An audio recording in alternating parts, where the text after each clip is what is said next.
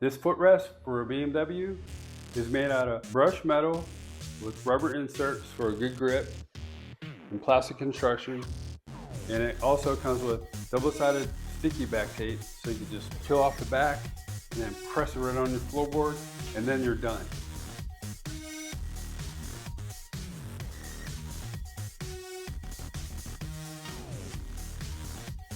I also want to point out, before you install, you may want to check it to make sure it fits snug first before you actually unpeel the sticky back. So you may need to trim this side right here with an X-Acto knife and a straight edge ruler, which is this part is made out of black plastic right there, and this is made out of metal. It's really nice. And so you may need to do that, so that way you can have more clearance for your foot.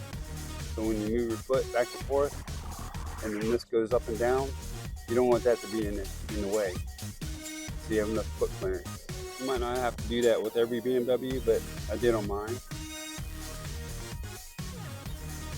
If this video was helpful and vibe with you, please visit our product link below in our description for the product information.